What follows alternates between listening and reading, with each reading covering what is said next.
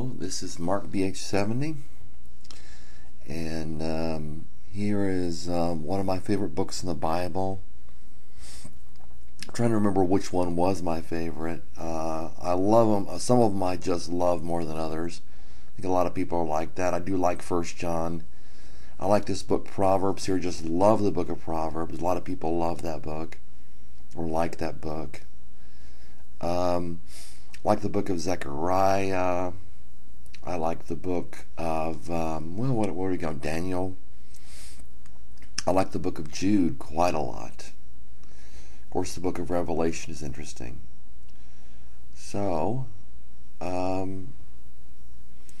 we're doing Matthew here. I'm going to do Proverbs another day, or at least another time. And I want to review what I did when I went over in Matthew, and it's been a long time. So I doubt anybody's following this all the way through. There may be somebody, a handful of people. I get 5 views on a video. I figure people aren't interested, which is fine. I'm going to do it anyway. I'm just a bastard that way. I'll do what I want to do. I'm sitting here eating cantaloupe, put a little olive oil on. I think that's Italian. I'm not sure. I'm a little bit far removed from my Italian ancestors. So, we've got this book of Matthew, and I think from what I just reviewing this, I'm seeing that Matthew 10 and 11 shows the character of Jesus and his disciples. So a little bit of a review. And when he had called unto his 12 disciples, he gave them power over unclean spirits to cast them out, and to heal all manner of sickness and all manner of disease. And then he gives the name of the 12 apostles. Simon, which is called Peter. Of course, Peter has a meaning. Andrew has a meaning. James has a meaning. James is the same name as Jacob in the Bible. It's a Greek form of Jacob. Philip, Bartholomew, blah, blah, blah, blah, blah. Okay, these 12, so Jesus designated them, and then he gave this little edict here, which I think is good. Of course, I know people aren't interested in the Bible. They want to debate the Bible. They want to be scholarly about the Bible, but as far as learning for themselves, the Bible says a wise man's wisdom is for himself, and that's in Proverbs, that book right there I'm showing. These 12 Jesus sent forth and commanded them, saying, Go into the way of the Gentiles, or nations.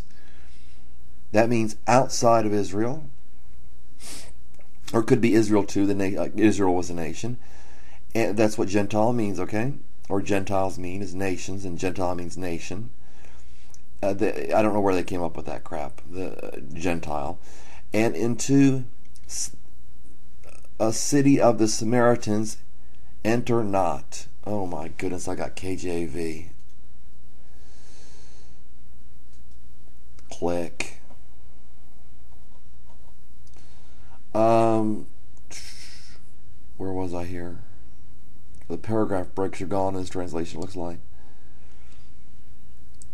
Okay, do not enter the way. Okay, do not go in the nation. Okay, in way of nations is more literal.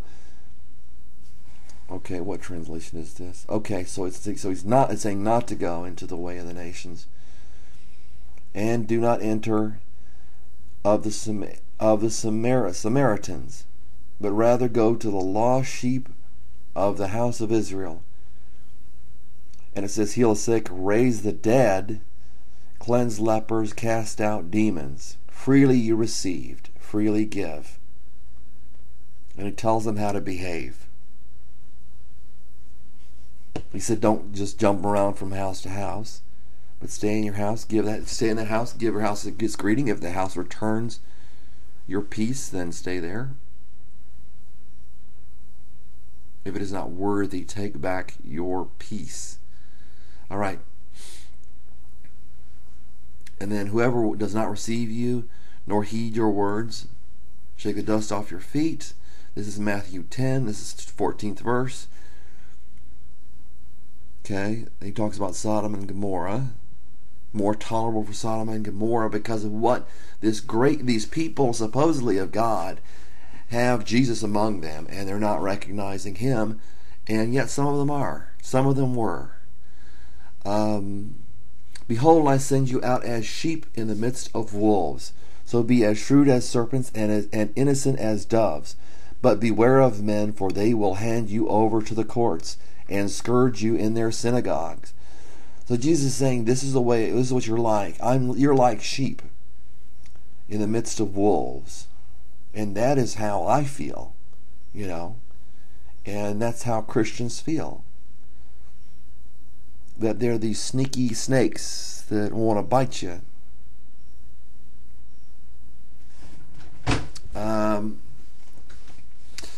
Beware of men. Here we go. For they will hand you over to the courts and scourge you in their synagogues. And you will even be brought before governors and kings for my sake, as a testimony to them and to the Gentiles or nations. So basically Jesus is saying, you're the sheep, they're the snakes, or they're the wolves, or shrewd as serpents, innocent as doves.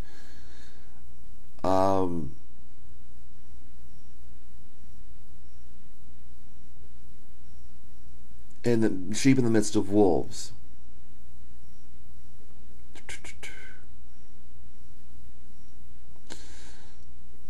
But beware of men, for they will hand you over to courts and scourge you in their synagogues. And you will even be brought before governors and kings for my sake, as a testimony to them. But when they hand you over, blah, blah, blah, don't worry about what you say.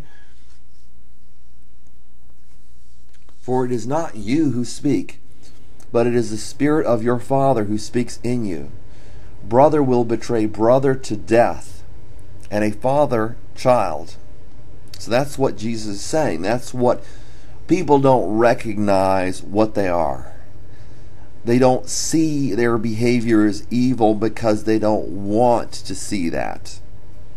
They want to call themselves good. So Jesus came into the world to save his people from their sins. You said, you will be hated by all because of my name.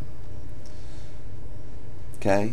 Whenever they persecute you in one city, flee to the next. For truly I say to you, you will not finish going through the cities of Israel until the Son of Man comes. You will not finish the cities of Israel until the Son of Man comes. Okay. And then he goes on, a disciple is not above his teacher. Nor I saw something badly translated in the KJV I just saw. A disciple is not above his teacher, nor a slave above his master.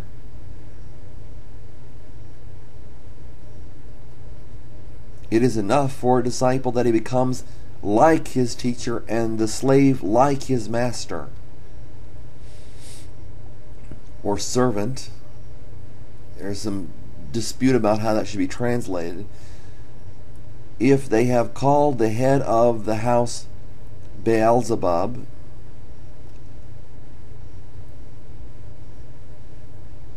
how much more the members of his household?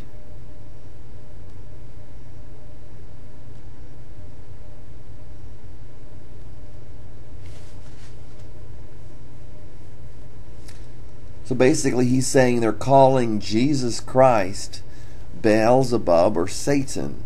That they're saying that Jesus Christ is really Satan. And how much more if they called the head of the house Beelzebub, the members of his household. Therefore do not fear them, for there is nothing concealed that will not be revealed, or hidden that will not be known. One translation says not be made known. For what I tell you in the darkness, speak in the light, and what you hear in the ear, proclaim upon the housetops. Do not fear those who kill the body, but are unable to kill the soul, but rather fear him who is able to destroy both soul and body in hell.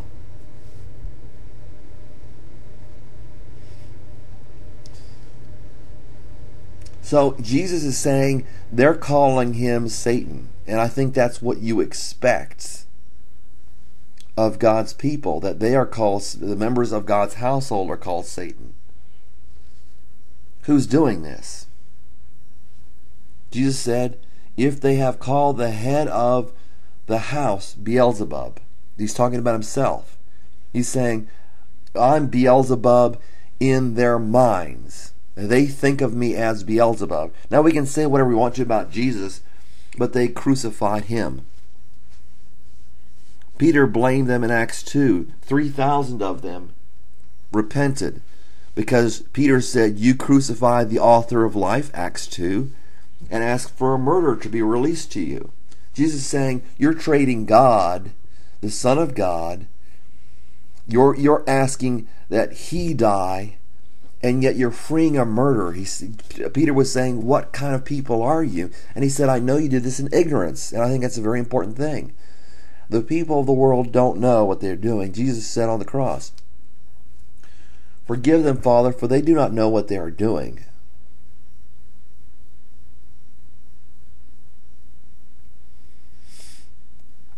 So that's what Jesus is saying. So Jesus switches to a different subject in Matthew 10, verse 29. Do not fear those who kill the body, verse 28, but are unable to kill the soul, but rather fear him who is able to destroy both soul and body in hell.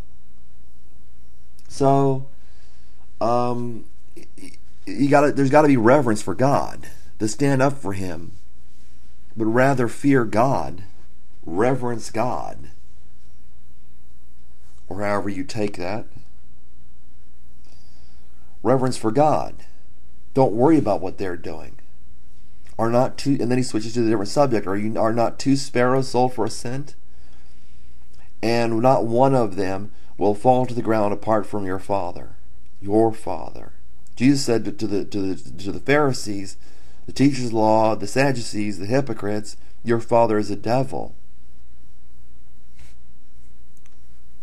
My father was the devil. That's based on our choosing a life apart from God, and then we're lost because we don't know a way back, and that's what Jesus Christ is there for. But the very hairs of your head are all numbered. So do not fear. You are more valuable than many sparrows. See, the concern about am I valued, am I loved? Therefore, everyone who confesses me before men, I will also confess him before my Father who is in heaven. But whoever denies me before men, I also deny him. I will also deny him before my Father who is in heaven. This is hard reading this from the computer. I don't like it, but it's more convenient in a way. But do not think that I came to bring peace on the earth. I did not come to bring peace, but a sword. For I came to set a man against his father, and a daughter against her mother, and a daughter-in-law against her mother-in-law. And that's the very, very same thing as today.